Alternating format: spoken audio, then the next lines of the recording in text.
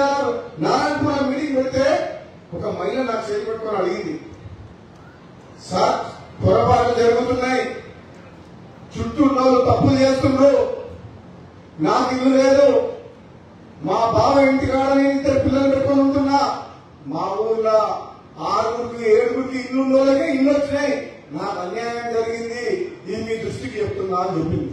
అంటే దాని అర్థము పొరపాటు ఇళ్ల సెలక్షన్ లా 90% 90% కరెక్ట్ అయినా సరే 10% మాత్రం దొంగలకు ఇల్లు వచ్చినాయి. మీరు వాళ్ళని ఏమంటలేను, నీకంటే ముందు రావాల్సింది ఎవరికి? మేడం మీరే చెప్పారు కదా, నిరుపేదలకు రావాలి. ఆ ఊర్లో నిరుపేదకు రాకుండా అదే ఊర్లో ఇల్లున్నోళ్ళకి ఇల్లు వస్తే వాళ్ళ కట్టు మండదా? వాళ్ళకు వచ్చినా ఏం కాదు, నాకు మాత్రం అన్యాయం జరిగిందని చెప్పి ఆ మహిళ మాట్లాడుతుంది. అందుకనే ఇది చాలా సెన్సిటివ్ విషయం.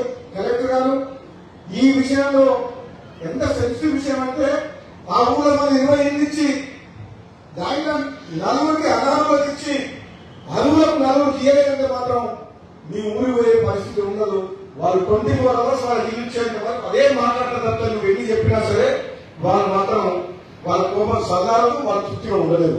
కాబట్టి అధికారులందరూ కూడా చెప్తున్న వేదిక ద్వారా మీరు పెట్టిన కండిషన్స్ ఎన్నో ఉన్నాయి. గవర్నమెంట్ ఒక మంచి ఉద్దేశంతో పెట్టింది, బేస్మెంట్ కట్టుకోవాలి తీయనంటుంది. దానికి చాలా మంది పేదోళ్ళు బేస్మెంట్ కట్టుకోవాలి కావాలంటున్నారు. మేడం మీరు మన గవర్నమెంట్ రాయాలి, ఎందుకంటే పేదోళ్ళే ఉన్నారు దాంట్లో. మీరు ముందర తీసుకపోతా సార్, ముందర అమ్ముకొని బతుకుతుందని కోరుకున్నా, నా ముందర అక్కడ నా కుషనే ఉంటా. నేను నాకు 4 వీలర్ అది ఆటో అనేవాడు అశోక్ ల్యాండ్ అంట, అది ఉన్నందుకు నాకు క్యాన్సల్ చేసినాను. నేను కుషనే ఉంటా సార్, నాకు ఇయ్యలేదని అంటుంది. కాబట్టి నేను చెప్తున్నా ఈ వేదిక ద్వారా ఇల్లు రాని వాళ్ళు ఎవరు ముందు నియోజకవర్గంలో భయపడద్దు, బాధపడద్దు, అడగపడద్దు. మీ అందరికి ఇల్లిపించే బాధ్యత నాది, మీ అందరికి ఇల్లిపించే బాధ్యత నాది.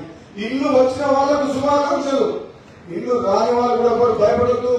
ఇల్లు వచ్చిన వాళ్ళు కూడా కొందరు మాత్రం ఏదో షార్ట్ కట్ చేసుకున్నారు, మేనేజ్ చేసి, కానీ వాళ్ళకు వచ్చి నిజమైన రాకపోయేసరికి మాత్రం ఊళ్ళో మాత్రం పెద్ద దుర్గైతుంది. Subscribe us and press the bell icon for more interesting updates.